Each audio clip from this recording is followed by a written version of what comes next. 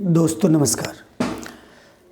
कबीर ने कहा, दुल्हनी गावहु मंगलाचार, मोरे घर आया हूँ राजा राम भरतार।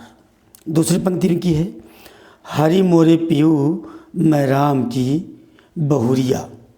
इससे क्या समझ में आता है दोस्तों? इससे समझ में आता है कि संत काव्यधारा में जो आत्मा है, आत्मा को पत्नी तथा परमात्मा को पति माना गया है।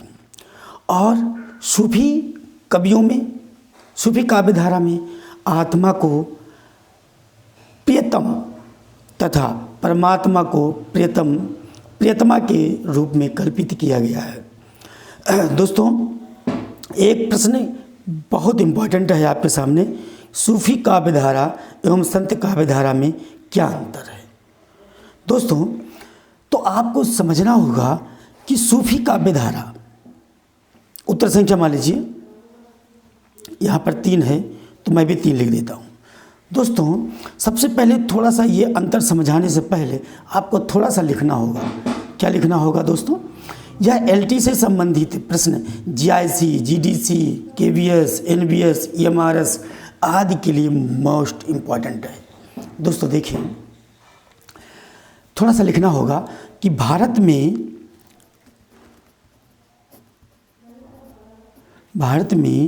सूफी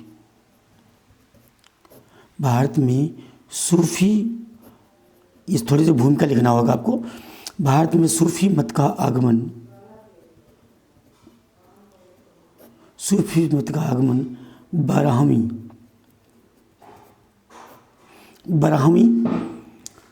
बारहवीं शताब्दी में हुआ। 12वीं शताब्दी में हुआ।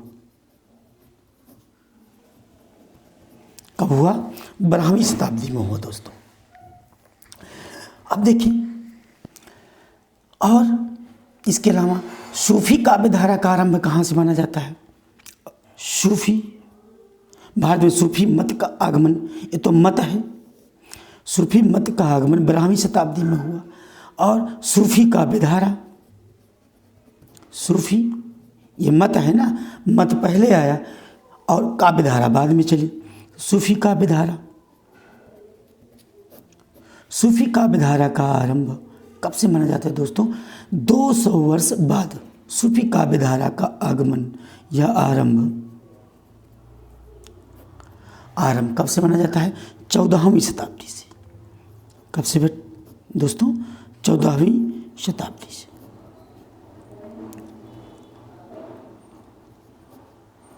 हुआ,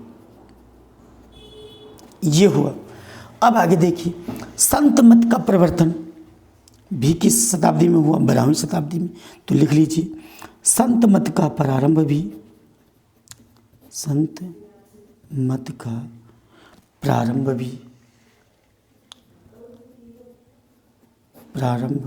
भी किस शताब्दी में हुआ?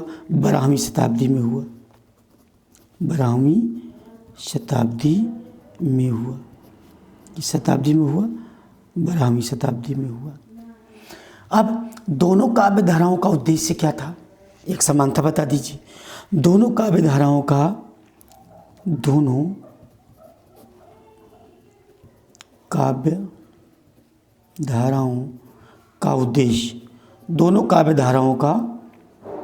उद्देश्य क्या था?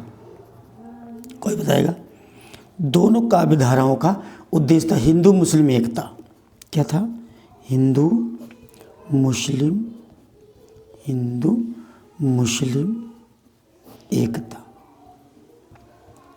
हिंदू मुस्लिम एकता, ठीक है, एकता ही था। ये आपको ध्यान देना है। अब आपको समझना होगा, थोड़ा सा समझना होगा कि जो संत काव्यधारा थी, अंतर है ना दोनों में। जो संत काव्यधारा थी उसका आधार क्या था? संत काव्यधारा का आधार था उपनिषद, अद्वैतवाद, इस्लाम, सूफी दर्शन और बौद्ध धर्म।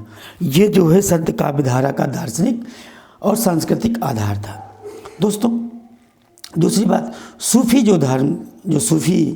काव्य धारा थी वह वही इस्लाम है। तो इस्लाम जो है दो भागों में बट गया था, एक शरा और एक बेशरा, एक सरा और एक बेसरा। तो जो बेसरा थे ना वही सूफ़ी हैं, जो बेसरा थे वही सूफ़ी हैं। फिर उसके बाद सरा को तो छोड़ दीजिए, बेसरा के 3-4 भाग और आ जाते हैं, चिश्ती, सोहरावर्दी, कादरी, है ना, और नक्शबंदी। तो इस प्रकार से ये इस्लाम के हैं। तो दोस्तों अगर थोड़ी सी बात करें हम, ये संत काव्य धारा जो थी ना, संत काव्य धारा को ही निर्गुण काव्य धारा कहा जाता है। कौन सी? तो ये भक्ति काल की है। तो एक बार इसको हम थोड़ा सा भक्ति काल, थोड़ा सा इसको ध्यान रखेंगे कि इसको बांट देते हैं 2 भागों में। भक्ति काल कितने भागों में बटा? एक तो था, कौन सा काव्य था? एक सगुण और एक निर्गुण, एक सगुण काव्य और एक निर्गुण काव्य, सगुण और निर्गुण काव्य, है ना, सगुण और निर्गुण काव्य। चूँकि हम देखिए, चूँकि हम सूफ़ी और संत दोनों की बात कर रहे हैं तो ये बनाना बहुत ज़रूरी होगा। तो सूफ़ी सगुण काव्य धारा और निर्गुण काव्य धारा। अब बात करते हैं इसकी भी, ये भी तो 2 भागों में बेटा। कौन कौन था सगुण में? सगुण में कौन कौन था? राम काव्य धारा, राम काव्य धारा। यहाँ कौन था? कृष्ण काव्य धारा, कृष्ण काव्य धारा। अब चूँकि इसकी बात हो रही है ना, इसकी बात हो रही है, तो ये कितने भागों में बटा? निर्गुण। ये भी ज्ञानाश्रयी का शाखा, ज्ञानाश्रयी शाखा काव्य धारा, है ना, काव्य धारा यह शाखा है ना। और यहाँ क्या है? प्रेमाश्रयी, प्रेमाश्रयी, है ना, काव्य धारा, काव्य धारा, ज्ञानाश्रयी काव्य धारा और प्रेमाश्रयी काव्य धारा। अब ज्ञानाश्रयी काव्य धारा में क्या है ना, ज्ञानाश्रयी काव्य धारा में क्या है? अब देखिए, जो ज्ञानाश्रयी साहब काव्य धारा है, यही जो ज्ञानाश्रयी काव्य धारा है, इसी को डॉक्टर राम कुमार वर्मा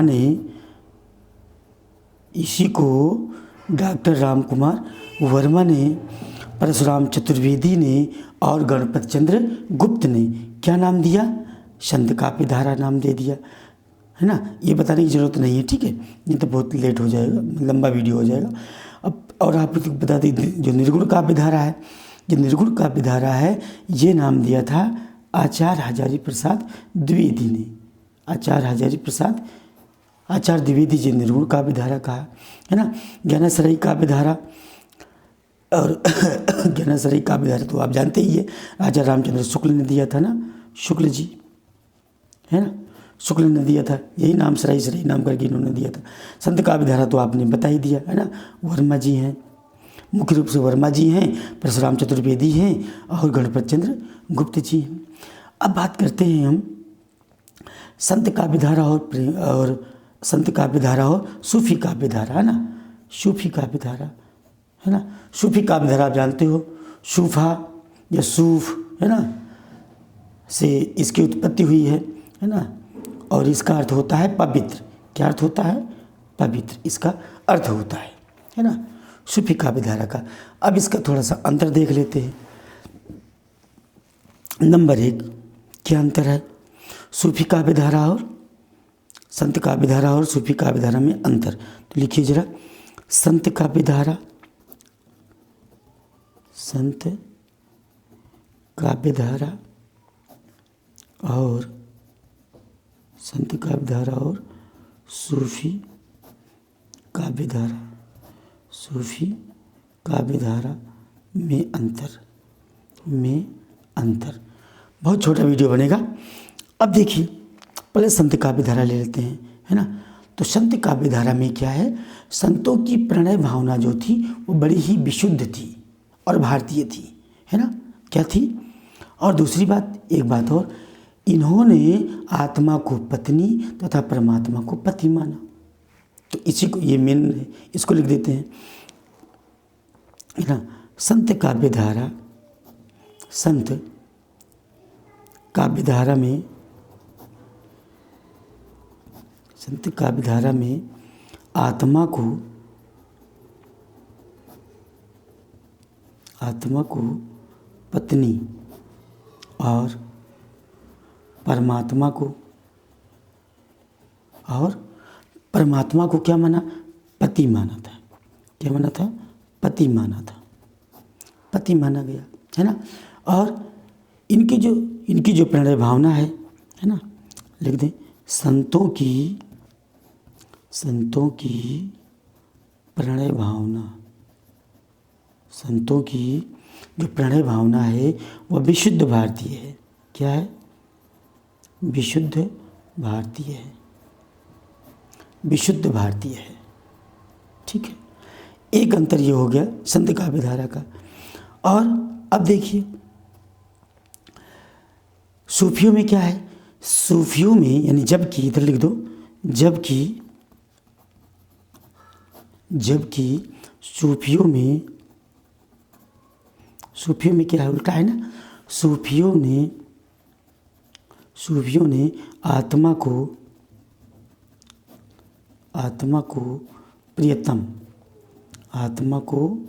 प्रियतम तथा आत्मा को प्रियतम माना तथा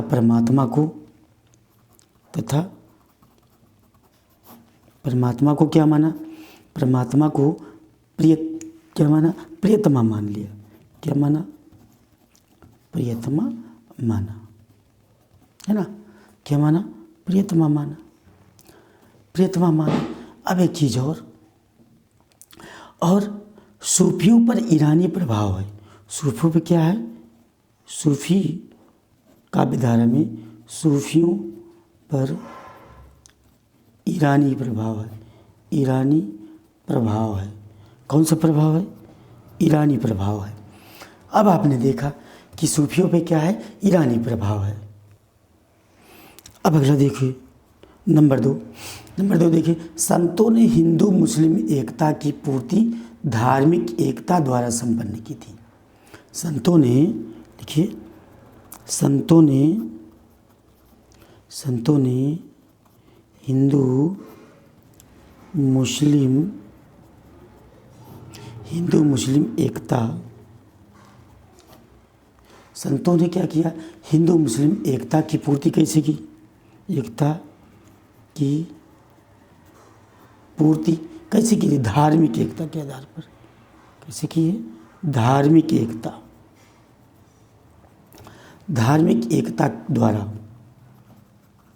धार्मिक एकता द्वारा संपन्न की, है ना। जबकि, है ना, जबकि सूफियों की बात आ रही है, सूफियों ने इसकी पूर्ति, जबकि सूफियों ने इनकी पूर्ति कैसे की? सूफियों ने, जबकि सूफियों ने इनकी पूर्ति सांस्कृतिक एकता द्वारा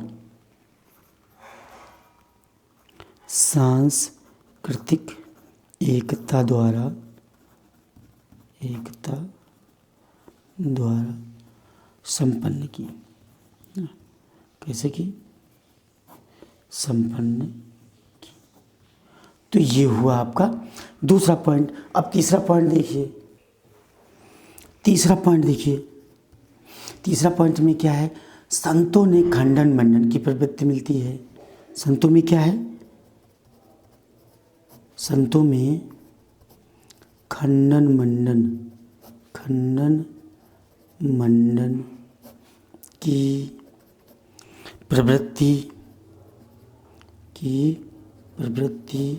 मिलती है। किसकी मिलती है? खंडन मंडन की प्रवृत्ति मिलती है ना। जबकि, है ना, जबकि सूफियों में क्या है? सूफियों में यह प्रवृत्ति नहीं मिलती है। जबकि सूफियों में यह प्रवृत्ति नहीं मिलती है ना, यह प्रवृत्ति नहीं मिलती है। अब चौथा पॉइंट देख लो। चौथा पॉइंट में क्या है? संतों में, ध्यान दीजिएगा, संतों में अक्षरता है, अक्षरता, निडरता आदि की प्रवृत्ति मिलती है, जबकि इसमें क्या है? सहिष्णुता की भावना है। तो लिख दीजिए, संतों में अक्षरता की प्रवृत्ति मिलती है ना। संतों में अक्षरता, संतों में अक्षरता की प्रवृत्ति, अक्षरता की प्रवृत्ति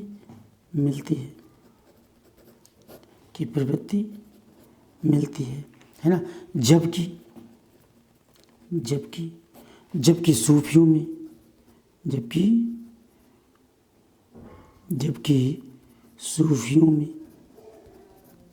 सूफियों में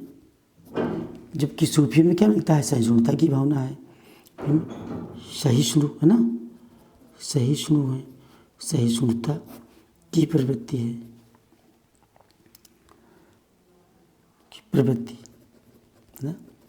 प्रवृत्ति मिलती है। अब आगे देखते हैं।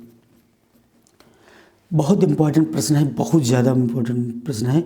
ये प्रश्न आने लायक है, 100% नहीं कहा जा सकता, लेकिन ऐसे प्रश्न आएंगे, जरूर आएंगे। पूछेगा तो कहाँ से पूछेगा? आगे देखिए, संतों का रहस्यवाद साधनात्मक है। संतों का रहस्यवाद, जो संतों का रहस्यवाद है, संतों का रहस्यवाद, जो संतों का रहस्यवाद कैसा है? साधनात्मक है, साधनात्मक है। जबकि सूफियों में भावनात्मक रहस्यवाद की प्रधानता पाई जाती है। जबकि सूफियों में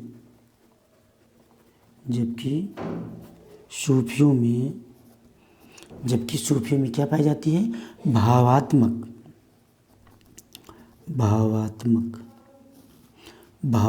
रहस्यवाद है, भावात्मक रहस्यवाद की प्रधानता पाई जाती है ना, प्रधानता है। आगे देखिए, एक अंतर, बहुत ज़बरदस्त अंतर है। अच्छा हाँ, पहले इसको देख ले तो फिर हम बताते हैं। जो साधनात्मक रहस्यवाद है, ये साधनात्मक रहस्यवाद क्या है? साधनात्मक का मतलब होता है योग साधना के माध्यम से ईश्वर की प्राप्ति करना। योग साधना, साधनात्मक मतलब क्या? चलिए गड़बड़ हो जाएगा। साधना का मतलब क्या है कि योग साधना, साधना का मतलब योग साधना के माध्यम से ईश्वर को प्राप्त करना साधनात्मक रहस्यवाद है। योग साधना के द्वारा कुंडलिनी जागरण वगैरह हो गया ना, और प्रेम के माध्यम से ईश्वर को प्राप्त करना भावात्मक रहस्यवाद है ना। प्रेम के माध्यम से ईश्वर को प्राप्त करना क्या है? भावात्मक रहस्यवाद है। अगला देखिए, सूफियों ने प्रेम को तथा संतों ने ज्ञान को ज़्यादा महत्व दिया है ना। कबीरदास ने कहा नहीं कि संतो आई रे ज्ञान की आंधी है ना, तो वो है सूफियों ने प्रेम को महत्व दिया। तो लिखिए, सूफियों ने किसको महत्व दिया? सूफियों ने प्रेम को ज़्यादा महत्व दिया, ज़्यादा महत्व दिया है। जबकि सूफियों ने प्रेम को ज़्यादा महत्व, जबकि संतों ने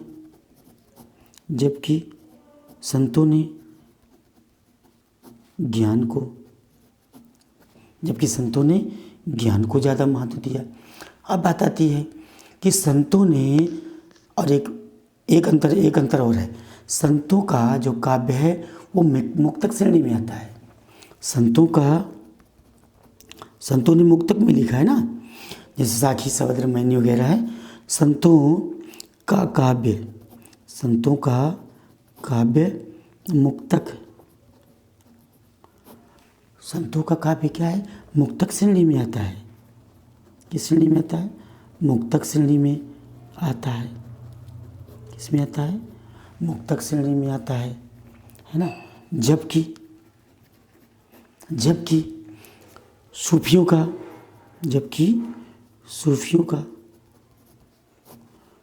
का काव्य, जबकि सूफियों का काव्य क्या आता है, किस में आता है, आप बताइए जल्दी बताइए। प्रबंधात्मक काव्य हैं, सूफियों का काव्य प्रबंधात्मक हैं, प्रबंधात्मक हैं, है ना। जैसे पद्मावत, है ना, जैसे पद्मावत, है ना। और उधर क्या है ना, उसमें वाले संतों वाले में क्या है ना, साखी शबद रामायणी, है ना, साखी है ना, शबद है और रामायणी है ना। आज जितने भी संत हैं उनके जो काव्य हैं कैसे हैं, मुक्तक श्रेणी में आते हैं।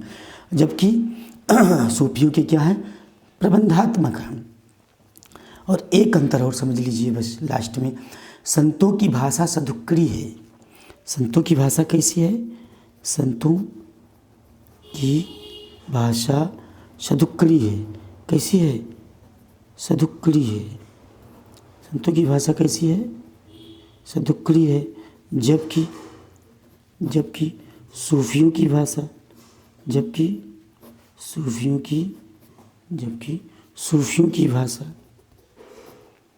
सूफियों की भाषा कैसी है, सबको पता है ना। अवधि का प्रयोग इन्होंने किया है, अवधि है मुख्य रूप से, कौन सी है, अवधि ही है ना, अवधि का।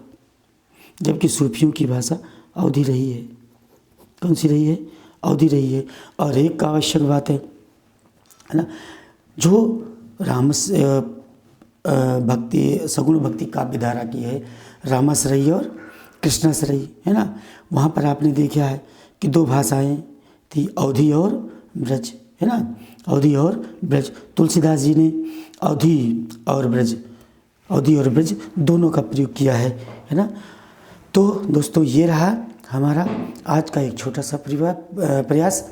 अगर ये हमारा प्रयास आपको अच्छा लगा हो, सुंदर लगा हो, है ना, आपके काम का हो, तो कृपया लाइक करिए, कमेंट करिए कि आपको ये कैसा लगा। और अगर अपने कोई जान पहचान में कोई पढ़ने वाला है तो कृपया इसे शेयर ज़रूर करिए। धन्यवाद, फिर मिलेंगे।